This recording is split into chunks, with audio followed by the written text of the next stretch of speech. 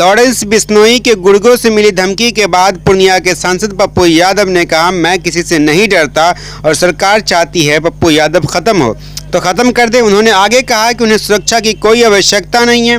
कानून के तहत उन्हें प्रशासन और सरकार को सूचना देनी थी, जो उन्होंने दिया। जिसे मारना है आकर मार दे। क्या आपको सांस लेते समय और महसूस होता है सीने में दर्द?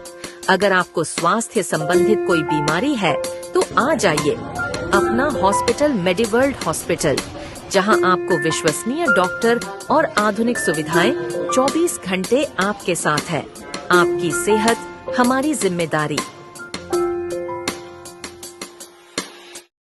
मशहूर सिंगर मूसेवाला और बाबा सिद्दीकी की हत्या से सुर्खियों में रहने वाला लॉरेंस बिश्नोई का नाम इन दिनों पप्पू के नाम से जुड़ गया। पूर्णिया सांसद पप्पू यादव को मिली धमकी के बाद पहली बार पप्पू यादव कैमरा के सामने आकर बोले कि मुझे किसी से डर नहीं है, मैं सिर्फ अपना काम करता हूं और किसी के निजी जिंदगी में दखल नहीं देता हूं। मुझे इस बात से भी मतलब नहीं है कि कौन क्या कर रहा है। मैं डरता हूं तो भगवान से डरता हूं, जो हमारी जनता है। उन्होंने कहा कि कुछ लोग पप्पू यादव को मरवाना चाहते हैं। हमने सरकार से भी कह दिया है कि हमारी सुरक्षा हटा लो, हमारी सुरक्षा मेरी जनता करेगी। अभी भी हम सुरक्षा घेरे में नहीं हैं और अपना काम कर रहे हैं। उन्होंने कहा कि कल रात मलेशिया से उन्हें धमकी मिली है, सोशल मीडिया पर भी चल रहा है, जिसकी सूचना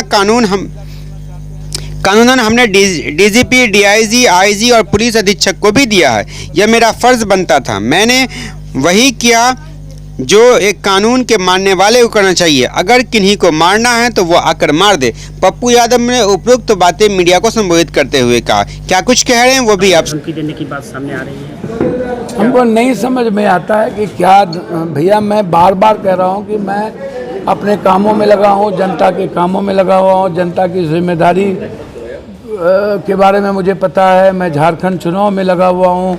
एक गिलहरी की जो जिम्मेदारी है झारखंड में, महागठबंधन ने जिस दायित्व को दिया है और हेमंत जी और हम एक परिवार के हैं, हमें लगता है कि स्वाभिमान की लड़ाई है, बाहरी गुंडे और भीतरी नायक के बीच की लड़ाई है।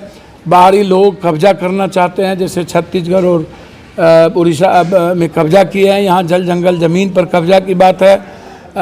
सबसे अधिक बीजेपी की सरकार रही है, उन लोगों ने झारखंड को लूटा है। उसको बचाने की जिम्मेदारी सबकी है, उसमें मैं भी हूँ।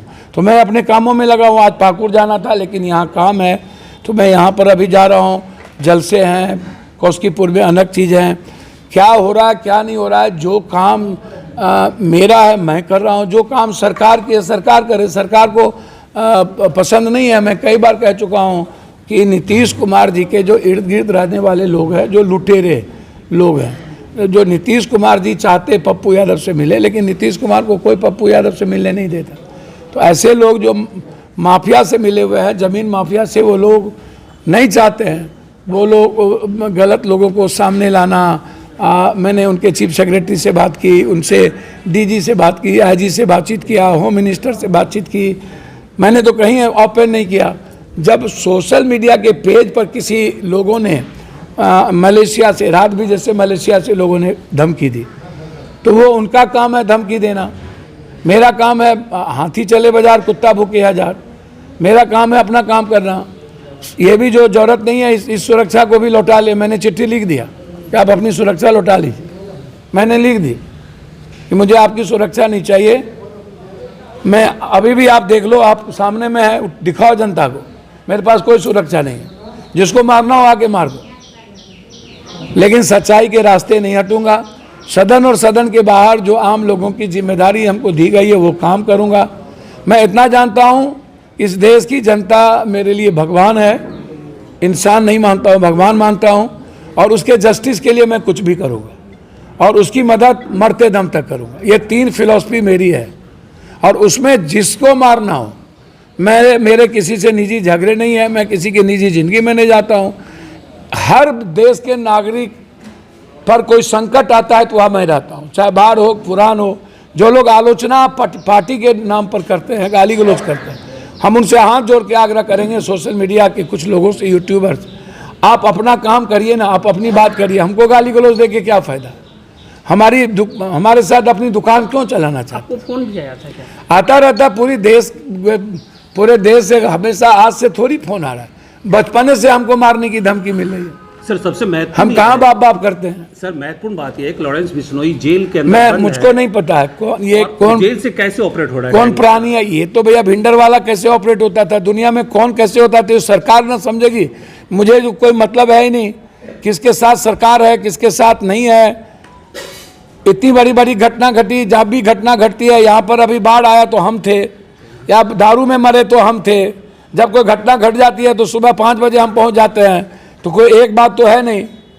तो हमें जो लगता है वो मैं सच्चाई के साथ करता हूँ। आपको मिर्ची लगे तो मैं क्या करूँ? तो इसीलिए सरकार गंभीर नहीं है। सरकार सियासत में जो लोग रहते हैं उसकी सुरक्षा, सरकार गंभीर नहीं है। सरकार चाहती है कि पप्पू यादव खत्म हो, सिरदर्दी है उनके लिए।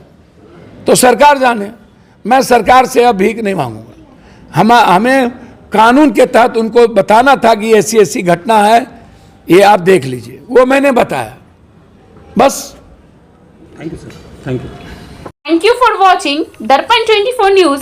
खबर को सबसे पहले पाने के लिए YouTube पर देख रहे हैं तो सब्सक्राइब करें, Facebook पर देख रहे हैं तो फॉलो करें। कमेंट्स में अपनी राय या अपने आस पड़ोस में समस्या हमें बताएं। हमें सपोर्ट करने के लिए लाइक और शेयर अवश्य करें। धन्यवाद। थैंक यू फॉर वॉचिंग दर्पण 24 न्यूज। खबर को सबसे पहले पाने के लिए YouTube पर देख रहे हैं तो सब्सक्राइब करें, Facebook पर देख रहे हैं तो फॉलो करें। कमेंट्स में अपनी राय या अपने आस पड़ोस में समस्या हमें बताएं। हमें सपोर्ट करने के लिए लाइक और शेयर अवश्य करें। धन्यवाद।